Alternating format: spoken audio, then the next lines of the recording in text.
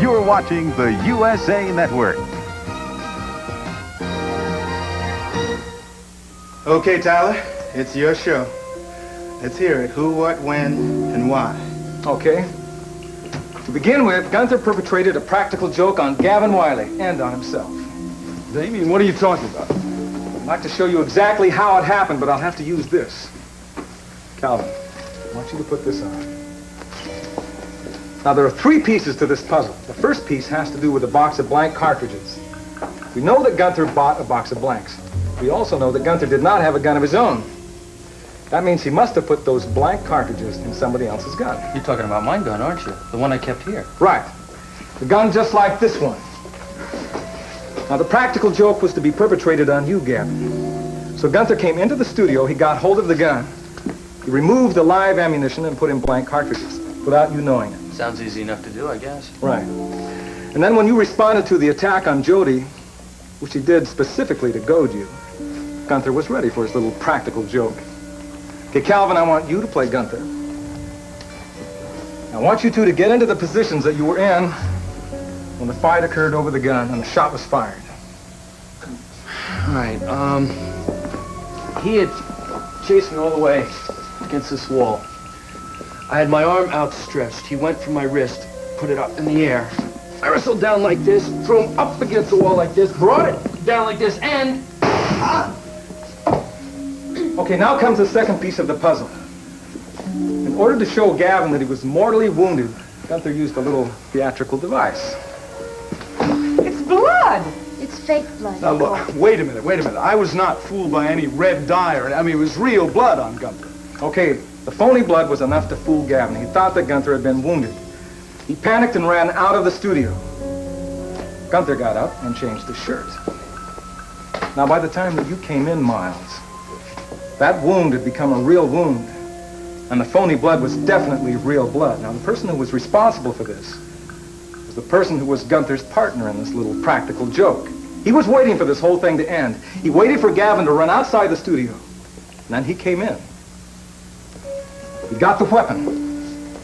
He took out the blank cartridges and put in live ammunition. He turned the gun on Gunther and fired. And then he took Gunther's body and he laid it exactly where Gavin had left it. My God. Skylar Whitney.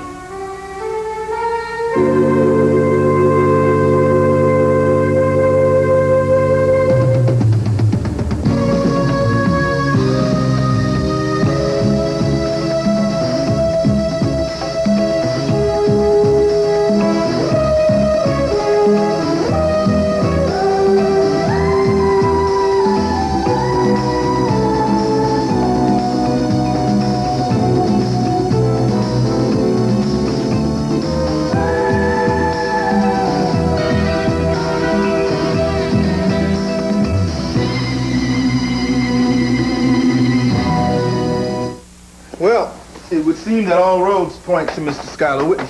I never doubted it. Jody and I just couldn't find all the threads. You see, Sky had to be in the studio that night. How else could he have retrieved his watch? And that's where Sky made his worst mistake. He should never have taken that watch off of Gunther's body. He's had to cover his tracks ever since. Something I still do not understand. What in the world was Gunther doing with that watch in the first place? Gunther said that Skylar gave it to him as a reward for his loyal services.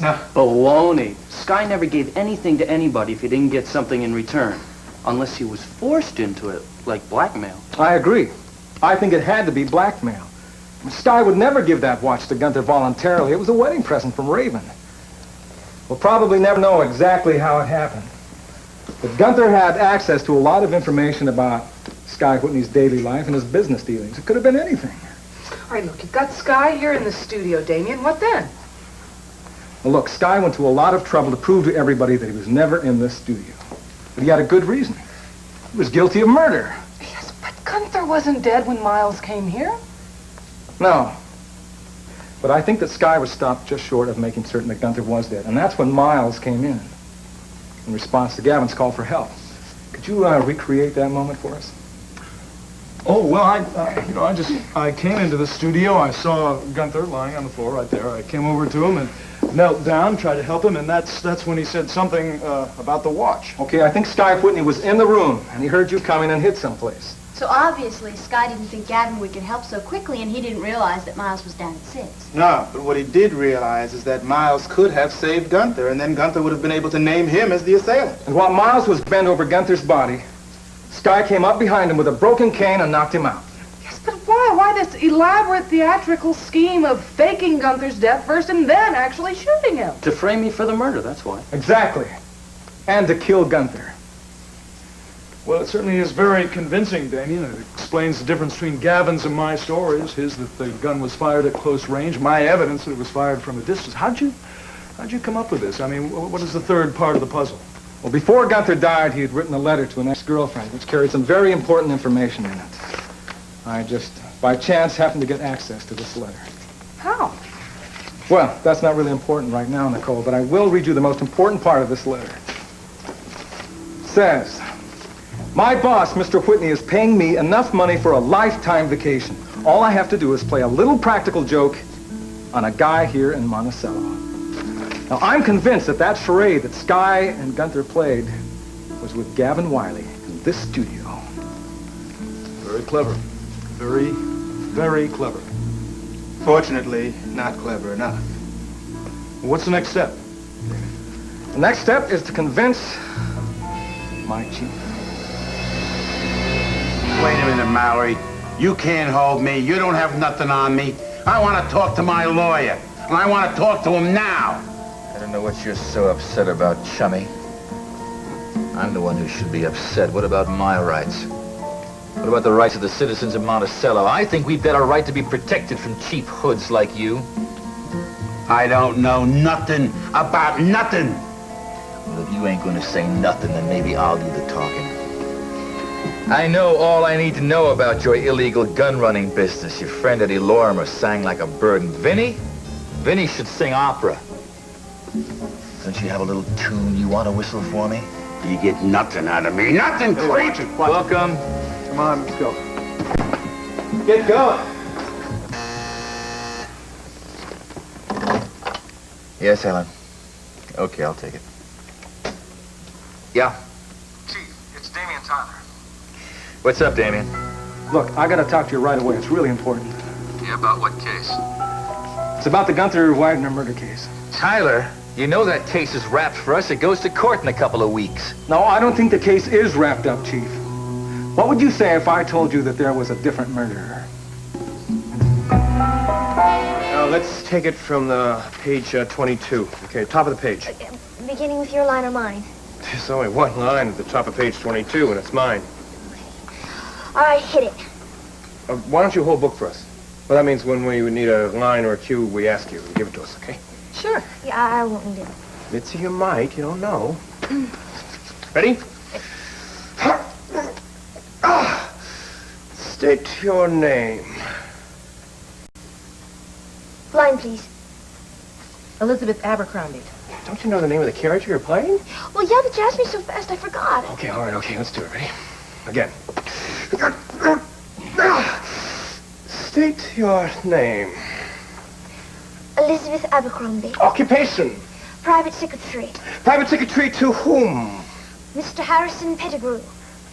Just the deceased. I see. Yes.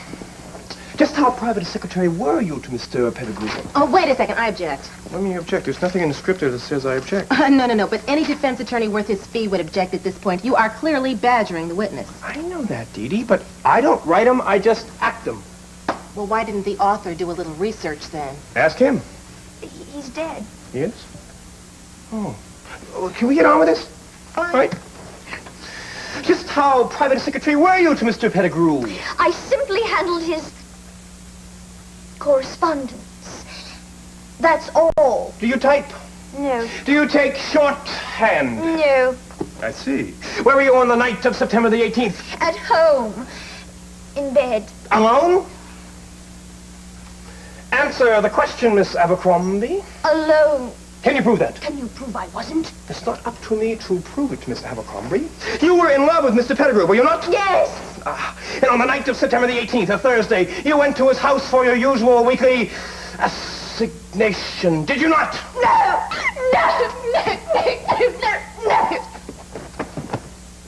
That's too early, Mitzi. sorry.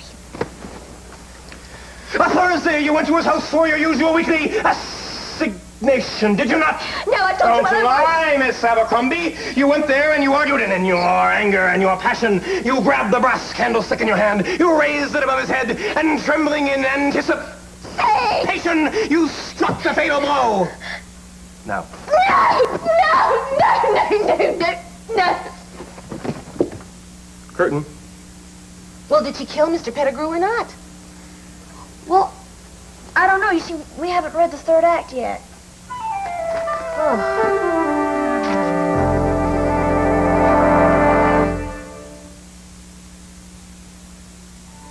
Hello, I'm Jenny Lee Harrison. And I'm Mike Jarrett. On the next Alive and Well, you'll meet a mother who cured her son of autism. Next time. Tomorrow at 2, 1 Central on USA. What would you rather rely on? Something wimpy or something hefty? Hefty.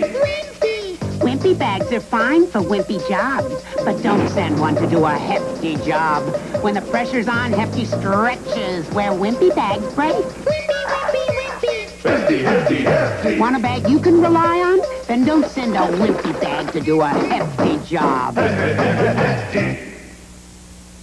Oh, musty odors. We need Arm & Hammer Maximum Strength Carpet Deodorizer. More odor-destroying ingredient than these combined. And while those sit on top, Arm & Hammer Carpet Deodorizer penetrates, destroys deep-down odors. The whole room's fresh. They work better, cost less. You put the Arm & Hammer baking soda in the freezer. It's not a mistake, Harry. One box to absorb freezer odors and a fresh box to absorb refrigerator odors. Freshen the fridge and freezer with Arm & Hammer Pure Baking Soda. Pressure. Getting hot. Difference is you're not. Ban Roll-On makes the difference, and the difference is the dryness. Pressure. Getting higher. Difference is you stay drier. Ban fights odor, fights wetness. It's the #1 selling roll-on in America. When you feel it, pressure. Difference is you feel fresher. Ban Roll-On. The difference is the dryness, also in solid. Look at them potatoes. Where are they going, Grandma? Mommy, what's happening to the potatoes? Introducing the chip that's eating all the potatoes. Pringles Ripple Potato Chips. Every can has more potatoes than before, and every chip rippled thick to bring out the extra hearty, extra delicious taste. So eat the chip that's eating all the potatoes. Pringles Ripple Potato Chips. Acting is hard work. Do you have anything to drink? Oh, I'd love something. Dee Dee, you want anything? No thanks. You want something? No. I'll get it. Dee Dee, thanks for helping us. Appreciate it. Oh, sure. I enjoyed it. Besides, it took my mind off my own private little drama for a while. Dee Dee, are you unhappy about your decision not to marry Julius? No. No, I know I did the right thing. Julius wanted that job in Chicago, and I had to say no. Well, that is what I call a noble sacrifice. Well, the truth is, if I had been crazy about Julius, I would have done it. You would have gone to Chicago with him? Absolutely not. I would have insisted that he stay here in Monticello. Dee Dee, you're a tough cookie. Yeah, well, don't kid yourself. I'm not as tough as you think. Hey, girls! Open up! Open up! Open up, girls! Hi! Cliff, there he is! You guys came to see me? Brace yourself, Cliff. Brace yourself. We have the most wonderful news in the whole world. I am going to be a free man! What do you mean? What are you talking about? Well, it's his story, Cliff. I guess I better let him tell you. Well, that sounds like a cause for celebration. I'll go get the champagne. We have some left over from the house. Oh, yeah. Just calm down. Just sit down on the couch and explain to me everything. So, Calvin, what is all the excitement? What's the Oh, story? we just discovered some new evidence in Gavin's case. You know, the thing is really, if the law is going to accept it, I guess the first hurdle is getting the chief to find it pertinent, you know. But I'll fill you in about those details later. What I want to talk to you about is the fact that I think you did a real fine thing, making it so easy for Julius to take that job in Chicago. You know, between you and Missy telling me how fine and noble I am, I think I'm about ready to sprout wings and a halo. You know, I don't seem to be able to do anything right with you. You're giving me hell because I just paid you a compliment. Well, the truth is, Calvin, if I had loved Julius, I would have gone with him. But I don't love Julius. At least not that way. Could there be somebody else that you love that way?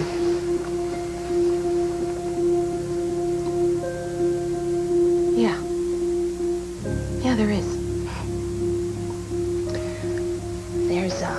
There's this guy with a funny little smile and big brown eyes and a crazy sense of humor. And he's kind of cute and he's kind of sexy and he's very warm and he's very gentle and he's married. Oh, Dee Dee, what are you saying? Oh, Calvin, don't you know that I love you?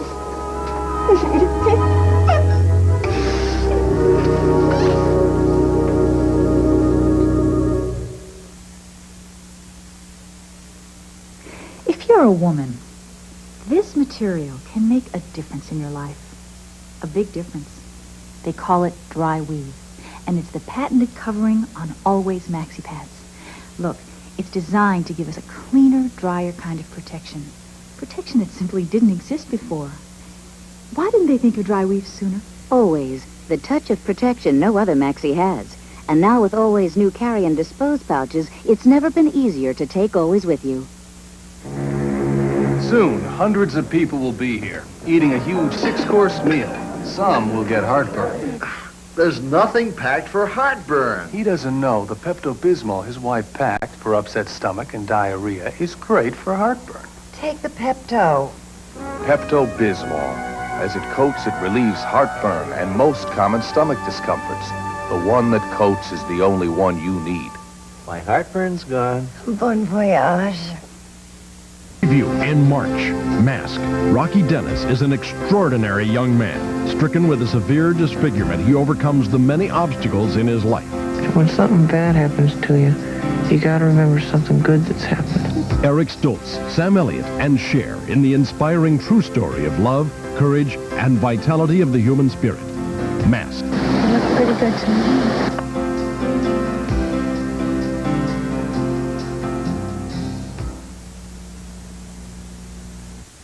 A blessed event, the birth of a child.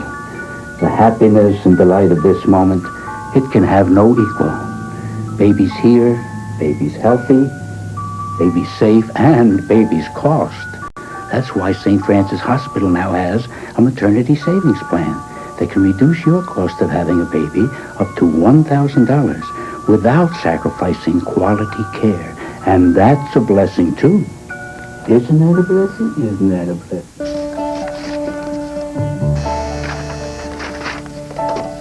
Yes, Ellen. No. Send her in. Hello. Hello, pretty lady. Aha. The distinguished chief of police. This is an unexpected and delightful surprise seeing you. Am I interrupting anything vital? Well, nothing right now, but I can't give you too much time. I'm expecting one of my officers in a few minutes, and from what he said over the phone, it's going to be important.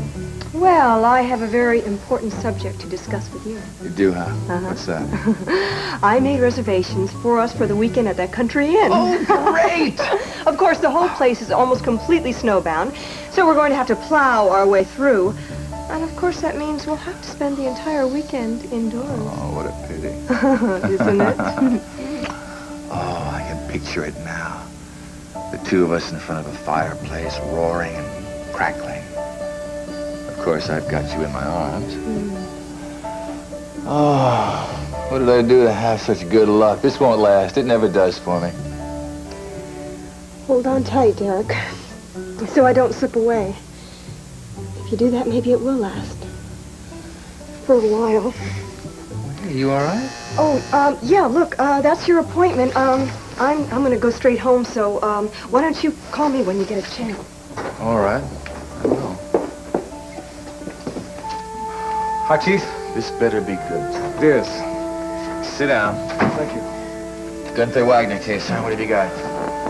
Exhibit A. A letter from Gunther Wagner to Nora Fulton, otherwise known as Roxanne. Gunther reports in that letter that he got an extraordinary sum of money from Sky Whitney to play a little practical joke on some guy in Monticello. It was obviously Gavin Wiley. Hey, this looks promising. Promising? It's dynamite. It proves that Sky put him up to it. Put him up to what? Faking Gunther's death to scare the hell out of Gavin. Look, Chief, Sky got Gunther to put blanks in Gavin's gun. The gun went off in a struggle. Gunther played dead. Gavin went out to get help. Sky came in, replaced the blanks with live ammunition, pointed the gun at Gunther, and blew him away. But why? What was the motive? I don't know. Maybe it was blackmail. But it was the perfect frame-up to hang Gavin for everything. You know, the way you tell that, it would account for the disparity between Gavin's story of having shot Gunther at close range and Doc Kavanaugh's forensic evidence that says he was shot at a distance. Exactly. It's interesting, and you've tied some loose ends together, but this is not enough for me to accuse Whitney of murder. Well, what do you want? It's the only possible way it could have happened. Well, that may be, and it's an interesting theory, but I got here a letter that says Whitney was going to pay Gunther some money to play a practical joke on somebody. How am I going to prove that somebody was Gavin Wiley? I don't know. It's obvious enough to me. Well, I need something more obvious.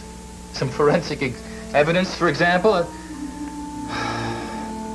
This is not enough for me to take to the DA. Well, what do you need to convince you?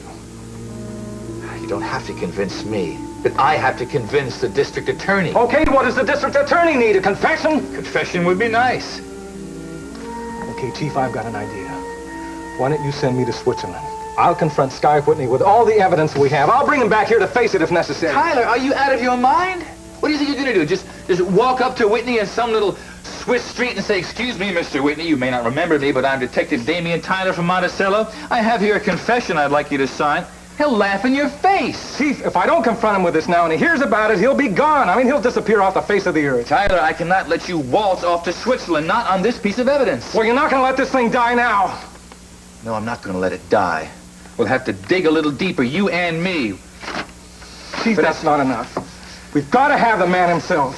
Tyler, I can't let you go. It'd be illegal.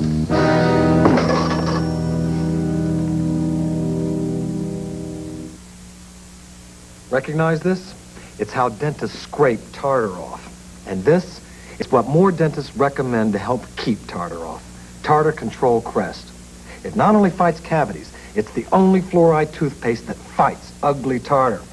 Clinical testing proved it works. Look, a dentist has to scrape hard, crusty tartar off, but you can help keep visible tartar off your teeth between checkups. So along with this, it's gotta be this. Tartar Control Crest, the dentist's choice for fighting tartar. This electronic timer will show how fast Chloraseptic can relieve sore throat pain. My throat's really red, I'm sure, and it has a raw feeling to it. Will you try Chloraseptic? Yes. Now watch the timer. Oh, it numbs it. It's fantastic. It's like somebody's coated it with a medication. With doctor-recommended Chloraseptic, relief is just seconds away. JCPenney Days are here again with savings all over the store, like this great selection of suits. Buy one at regular price, get the second suit free. Save 25 to 40% on these handbags. For kids, our exclusive Sesame Street clothes, all 20% off. Save $100 on every monitor TV. All this and more during JCPenney Days. Come on in before it all walks out. Looking smarter than ever, JCPenney. Ethel, they're playing our song. Ethel, they're playing our song. When you're the life of the party, you never sit. Ethel, they're playing our song. But your dirty dishes do, and that can leave you with a real headache the next morning. That's the time to reach for Sunlight dishwasher detergent. Lemon Scent Sunlight cuts tough, stuck-on food easily. Nothing cleans dishes that sit better. Try Lemon Sunlight. It really stands up to dishes that sit.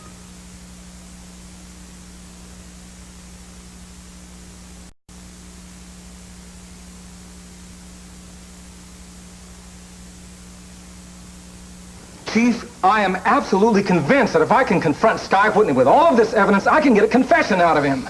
No way. Look, I may even be able to bring him back voluntarily. You know he's hard as a rock, and he's very clever by now. That you should know. Okay, Chief. Look, I can't. You know you can't win them all. Hey, you did all right with the last one. In fact, we got Chummy out in the hallway now being booked. Chummy. He's a friend of Gunther's. Maybe I can get something out of him.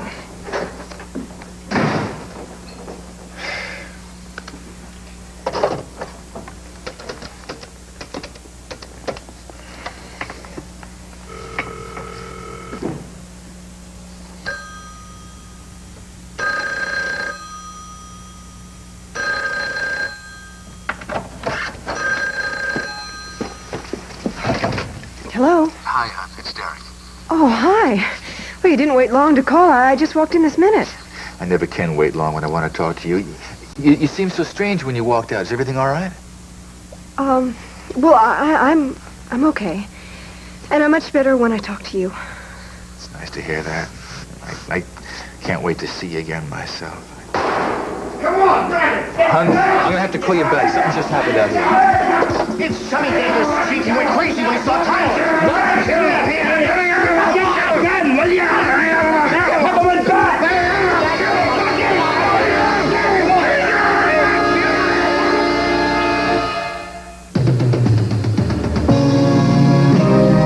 Seems as though a harmony is hard to find. Always on my mind. And frustrated days pass without sight. The edge of night, half dark, half light.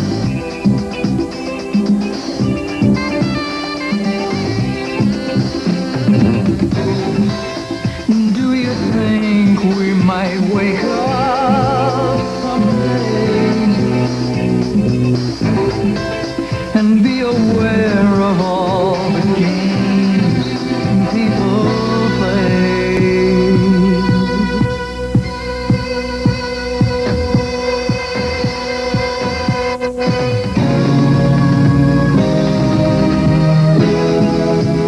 Living circles of unending strife as we look for light,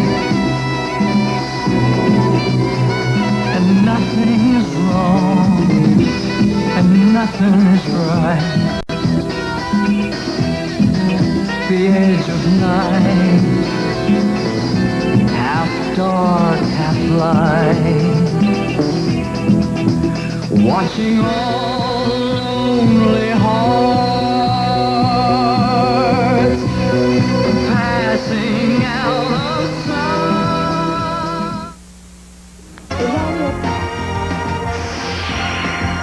sight. You're watching the USA Network.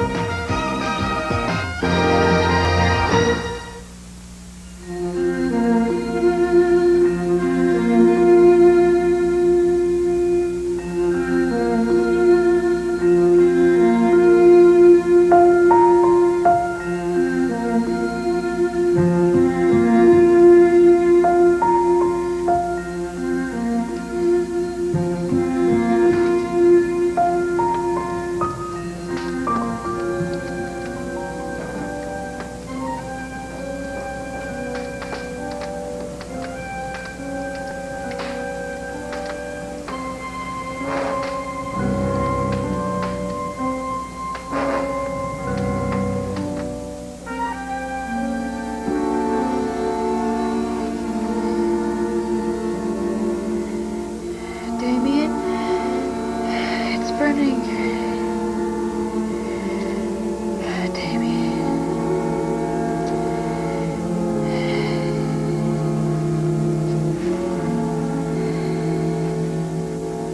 Bravin.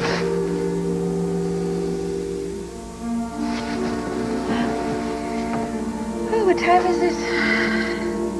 Well, it's early. Since we've got the sleigh ride at 9, I thought we ought to have breakfast before we leave. Oh, yeah. I want a big breakfast. I want eggs and bratwurst and potatoes and pancakes. Well, you may have to settle for coffee and croissants, dear, unless we get into town within, well, about an hour. I'll be ready. I'll be ready. You know, this is the first time in my life I don't mind getting up in the morning. I used to think that only roosters and peasants did that. What's the matter? Nothing. Yes, there is. There's something the matter. I can tell. Well, I almost didn't wake you just now. You seem to be having such an interesting dream. Oh, I don't remember it, but it must have been about you. No, I don't think so. You see, you were mentioning the name Damien. I was? Mm-hmm. Maybe I shouldn't have woken you. Maybe it was just getting interesting. Oh, no. It wasn't that kind of a dream. I thought you said you couldn't remember it. Well, I remember a little of it now. It took place in the mansion. Damien was in our house. Looking very much at home? No, baby, it wasn't anything like that. There's nothing, really.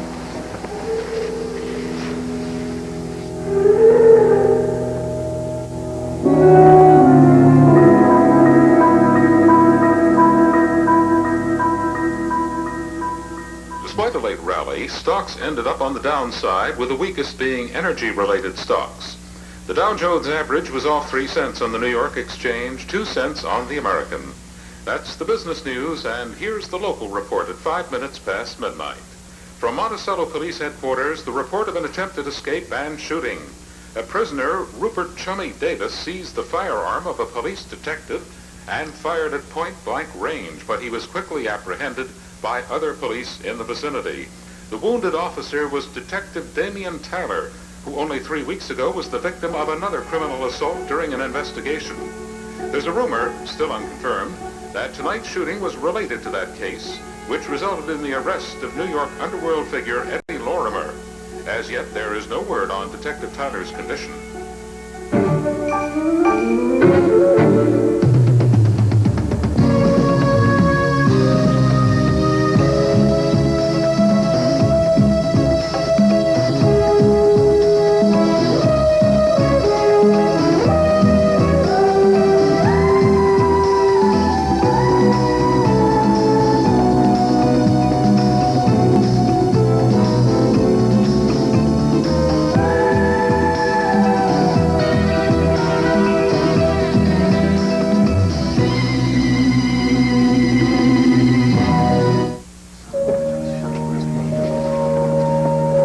Tyler's condition, Chief? Is he still alive? Do you have him in surgery? Look, gentlemen, all I can tell you is that he is alive. No decision about surgery's been made yet. Where is the bullet wound? We heard it was point-blank range. In the chest? It was in the chest, but that's all I can tell you right now. You were in there an awful long time, Chief. How come you know so little? Because I'm a police officer, not a doctor. Now, if you guys will excuse me, I've got something... What is the connection between this case and Eddie Lorimer? Is it true that it wasn't an escape attempt at all, just revenge? Gentlemen, I said I'd make a formal statement from my office tomorrow. Please, no more questions. Come on, give us a break. Come on, don't you guys know that it's after midnight? Go on home to your wives and sweethearts. Oh, Miles, what are you doing here so late? Well, a little emergency of my own. Patient with cardiac arrest. Sorry to hear that. Well, that's all right. There's not much I could do. The guys down in CCU did a heroic job of bringing her back. Well, I just thought as long as I was here, I'd get you to tell me about Damien Tyler. He's still in surgery, that's all I know. Well, did she get any kind of prognosis? Miles, you know I don't like to take wild guesses on things like that. The outlook looks good. His vital signs are fine, and his general health is strong. Well, that's a relief. Hey, poor guy. Ending up here 2 times in 1 month? Yeah, that's no coincidence, I'll tell you. Well, really, the 2 cases are connected? The man who grabbed his gun and shot him was Chummy Davis. It was Eddie Lorimer's would-be partner. You know, I'm sure you heard that was a whole undercover operation. Yes, so I gathered. Well, we not only got Lorimer, but we got Davis and Davis's friends. It's been so long since anybody pinned anything on Davis, he got real upset about it all. So, when he saw Damien at police headquarters, he just lost his head? Right. Oh, you're just not easy to convince, are you, Johnny boy? Every artist needs a patron. It's a great theatrical tradition. Look, Smiley, one of the reasons I left L.A. was to get away from this whole old lady thing. I understand why you feel that way about older women. I really do. You know what Benjamin Franklin said? He said they're the best. That's right. He said that's because they're always so damned grateful for companionship.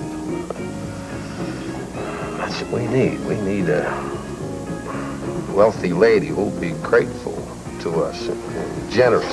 I still don't like the idea. You know what I would like to do? Find a rich young woman. That's what I would like to do. Come on, who wouldn't like to find it? You know what your chances are of finding a young gal who's loaded, willing to put up some bread for the company? Well, your odds are better sticking with the geriatric set. Okay, if we decide to do this, I say if. I don't think you realize how difficult it really is. Rich widows don't hang out in singles bars. Like, for instance, those two over there. Right. I saw them. Man, I said I'd make it easy for you, right? Well, I did some homework last night. You ever see this magazine? No. It's a regional magazine. A lot of big cities have them, like Los Angeles, Chicago, and L.A. Monticello happens to have one. It's a little outdated, May 1981. Well, there's a story in here, kind of interesting, called Ladies of the Arts. What is it, a little social group or something? No, it's about some wealthy ladies supporting the arts. And last May, they sponsored a symphony orchestra. Take a look at that. Smiley, I don't know what you're thinking, but this woman here is ancient. She must be over 100 years old. Well, turn the page. Now, that's, I'm sorry, that's a nice-looking lady. She headed up the whole thing. Well, she sure does look rich. She is rich. I mean, she is rich. And famous, too. Famous? I don't want anything to do with any famous women, not with the press coverage we're going to get. No, hey, forget that. That's a long time ago. No, one time she was married to a senator, Senator Gordon Whitney.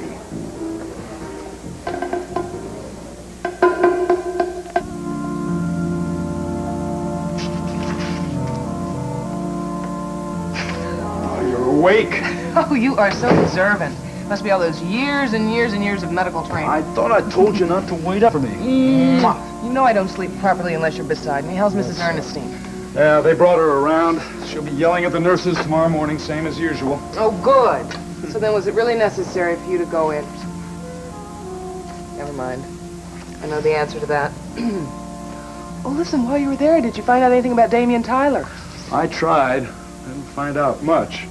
Couldn't even find out who was assigned to his case. I did run into Derek there. Well, surely he must have known something. No, all he was able to tell me was that Damien was alive and they hadn't made any decision on surgery yet. That poor man, he just can't stay out of hospitals, can he? No. Derek told me also that the two cases were related. Apparently there was some kind of an undercover operation and revenge was the motive in both cases. Well, I'd really like to know whether he's going to be all right. Well, Derek didn't seem to be able to tell me.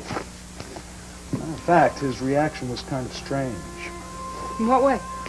Well, he didn't seem anxious to talk about it, didn't seem too worried. He just seemed to want to make a phone call, that's all. Well, it must have been some important business. I don't think so. You think it was Jinx Avery? I have a feeling that's who he was going to call, yeah. Well, so what? Love makes the world go rounder, haven't you heard?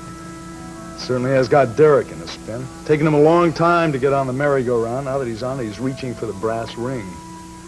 Brass or gold? I don't even want to speculate about that.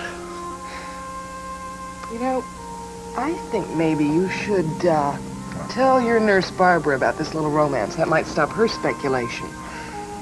I had a little talk with her today, Nicole. Oh, no. I told her, I promised her that you wouldn't say anything. I thought it was best if we had it out in the open. She didn't deny it. She admitted telling tales out of school. I hope you weren't too rough on her. No, I should have fired her. Are you kidding? But I didn't. There were a few tears, but I guess that's to be expected.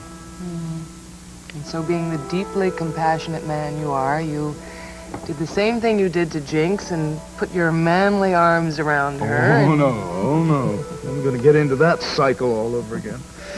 The only one I want my manly arms around is... Oh, no. Right here. I'm glad to hear that. I also told Barbara that if she wanted to do any more discussing of my love life, the only bit of gossip she could spread around was the scandalous way Dr. Kavanaugh adores his wife.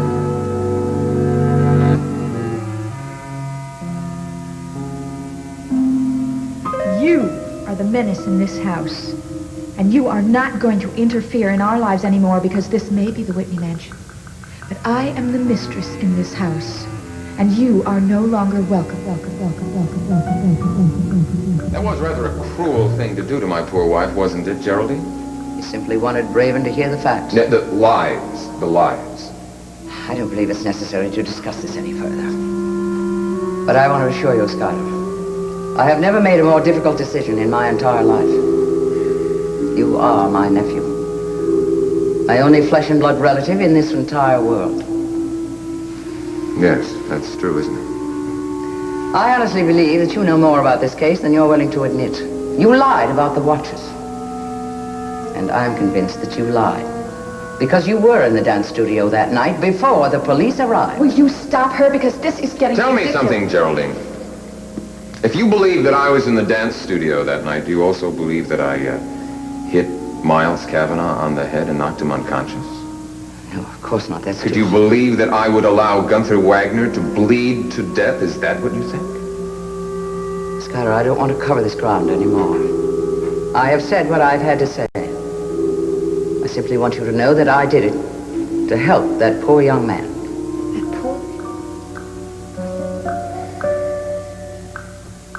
Did I do the right thing? Is it really true about Skylar? And if it is true, then there's something very wrong about my nephew. Something frightening.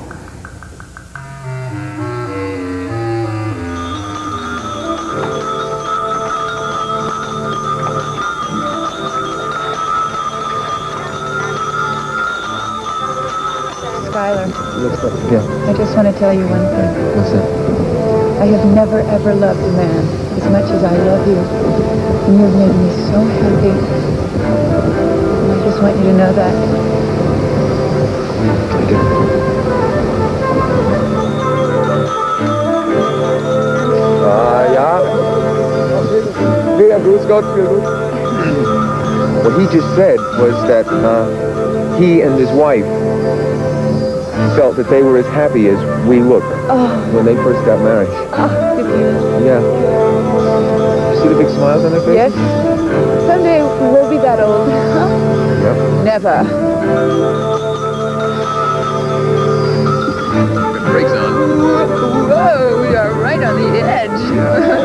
The edge.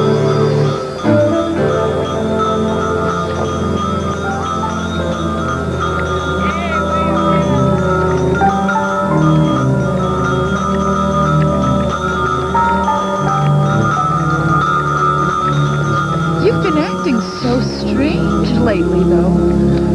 Well, a lot of it has to do with being back here where it all began.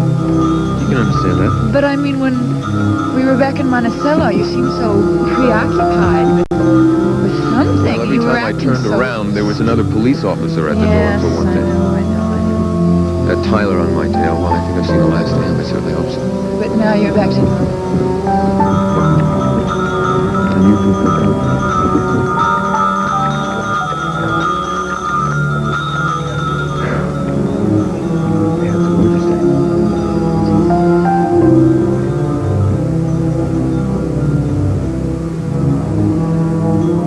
Yes, my love.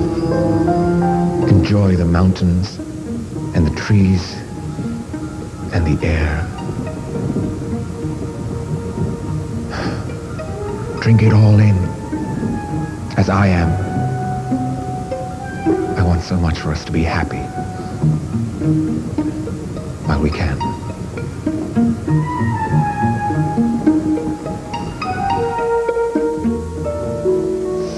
Oh, I'm so glad you came over, Derek.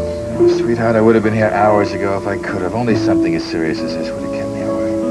Well, when I heard the news on the radio about the shooting at headquarters, I had two awful thoughts. What were they?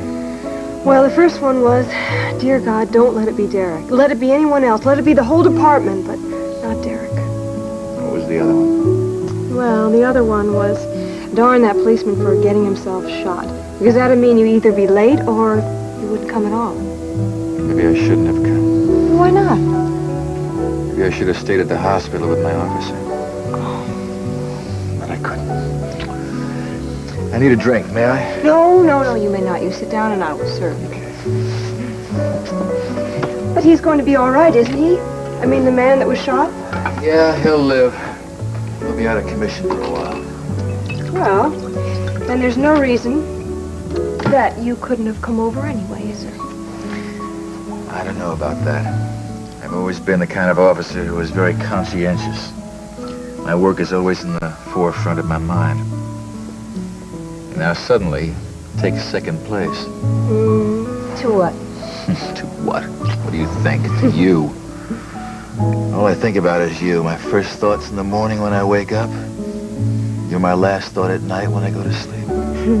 I'll bet you don't dream about me. Well, if I don't, it's just my mind taking a rest. Well, I don't want you to worry about it. You'll get used to it.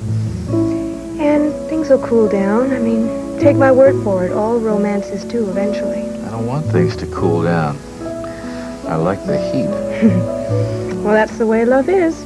Ask anybody. I don't want to ask anybody. I want to ask you. I want to hear you tell me that this is going to last for always.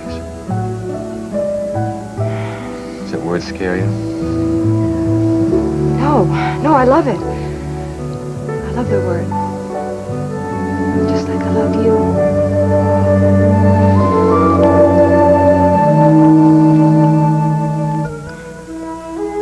What are we going to do about those two, Nicole? Derek and Jinx? Yeah, what do we do about them? We just stand by, let it happen, not say a word? I think that's what she wants. What she tells me she wants. Well, why don't you just accept her at her word? You really don't have any choice. Usually a physician does have a choice. In cases of terminal illness, he's supposed to be able to tell anybody if it'll help the patient. Yeah, but if the patient herself requests it. Yeah, that's the trouble. It's the patient in this case. And Derek isn't even a member of the family, just a friend. Wish the Hippocratic Oath covered this kind of a situation. You know, I bet Nancy would be able to convince Jinx to tell Derek the truth. There's only one problem with that solution. What? In order to get Nancy's help, we'd have to tell her. Well, then there's only one hope, to just wait and hope that Jinx tells Derek herself. Or to hope that their little romance doesn't get too serious.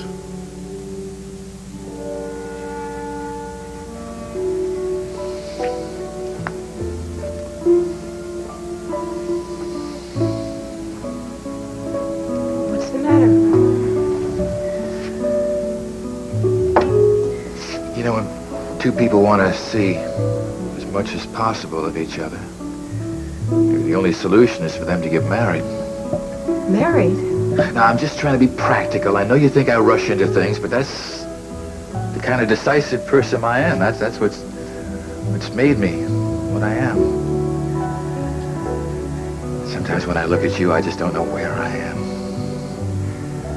Marry me, Jinx. Marry me.